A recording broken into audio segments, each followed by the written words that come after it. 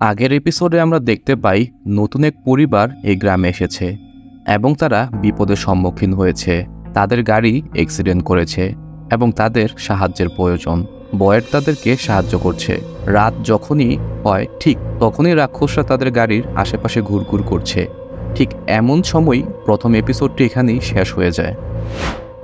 নতুন এপিসোডে প্রথমেই আমরা দেখতে পাই ডাক্তার নর্মের চিকিৎসা করছে এবং তার বাবা জিম তার পাশেই ছিল। তখন বাইরে থেকে রাক্ষসরা বলতে থাকে, আমরা তোমাদের সাহায্য করতে এসেছি, দরজা খোলো। একথা শুনে জিম দরজা খোলার জন্য যেতে যায়, কিন্তু বয়েড তাকে বাধা দেয় এবং বলে এরা কোনো সাধারণ মানুষ নয়, এরা হচ্ছে রাক্ষস। এদেরকে গুলি করলেও মরে না এবং কোনোভাবেই তাদেরকে তুমি মারতে পারবে না। পরের দৃশ্যে আমরা দেখতে পাই কেনজি এবং ফাদার সবাইকে নিয়ে দৌড়ে বাড়ির দিকে আসতে থাকে, কিন্তু সন্ধ্যা হয়ে যাওয়ায় তাদেরকে রাক্ষস আক্রমণ করছিল। কেনজি রাক্ষসদের গুলি করে, কিন্তু তাদের কিছুই হয় না। ঠিক সেই মুহূর্তে দরজা খোলা হয় এবং তারা দ্রুত ঘরের মধ্যে প্রবেশ করে ফেলে। ঘরে ঢোকার সাথে সাথেই ডোনা তাদেরকে বলতে থাকে, তোমরা সবাই হাঁটু নিচু করে বসো, এবং একটি রশি দিয়ে তাদেরকে বেঁধে ফেলা হয়। এটা হচ্ছে তাদের একটা নিয়ম। যদি কেউ রাতে বাইরে থেকে ঘরে প্রবেশ করে তাদেরকে এই নিয়মটা মানতে হয়। পরের দৃশ্যে আমরা দেখতে পাই জিম বয়েডকে জিজ্ঞাসা করছিল বাহিরে আসলে এরা কি ছিল। তখন বয়েড বলে এগুলো রাক্ষস ছিল, এরা গুলিতেও মরে না।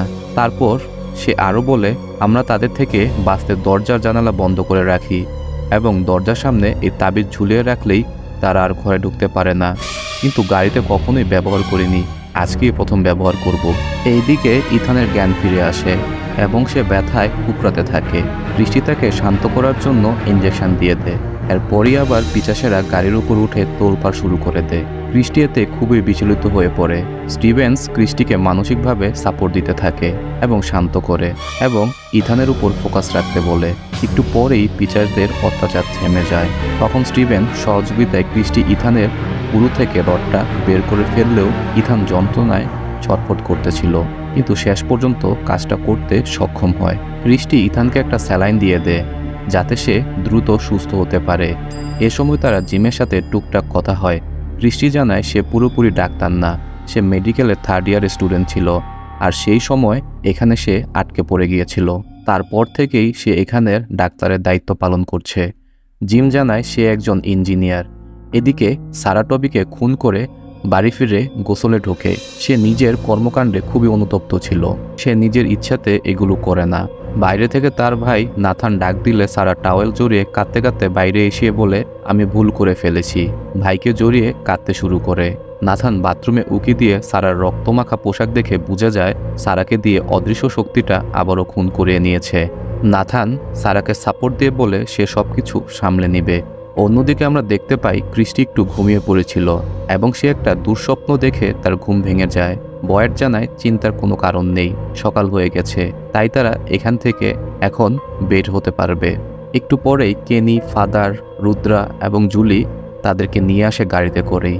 প্রথমে তাদেরকে কলোনিতে নামিয়ে দেওয়া হয়। তারপরে ফাদার, রুদ্র, কেনি এবং ক্রিস্টি হাসপাতালে আসে। হাসপাতালে দরজা খোলা দেখেই কেনি একদম থ মেরে যায়। সে বুঝে যায় ভেতরে খারাপ কিছু একটা ঘটেছে।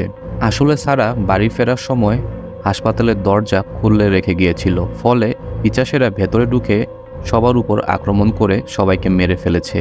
এই হাসপাতালেই শুধু টবিই না, বরং কেনির মানসিক ভারসাম্যহীন বাবাও ভর্তি ছিল। কেনি ভেতরে গিয়ে দেখে তার বাবার নিতর দেহটা ছিন্ন বিচ্ছিন্ন করে ফেলেছে। কেনি তার বাবার দেহটাকে জড়িয়ে ধরে কাঁদতে শুরু করে। এইদিকে ইথান অনেকটাই সুস্থ বোধ করছিল। তার বোন জুলি তার সাথে খেলা করছিল, কিন্তু ইথান বারবার বাইরে তাকাচ্ছিল। জুলি জিজ্ঞাসা করে যে বাইরে কি দেখছে। ইথান মিথ্যা বলে কিছুই না। আসলে ইথান তার সমবয়সী সাদা ড্রেস পরা একটা ছেলেকে দেখতে পায়, যেটা সে ছাড়া অন্য কেউই দেখতে পায় না। তাই সে ব্যাপারটা তার বোনের কাছে গোপন করে ফেলে। ঠিক এরই মাধ্যমে দ্বিতীয় এপিসোডটিও শেষ হয়ে যায়। আশা করি আপনাদের এই এপিসোডটি ভালো লেগেছে। যদি ভালো লাগে তাহলে পরের এপিসোডটি দেখার জন্য আমন্ত্রণ রইল।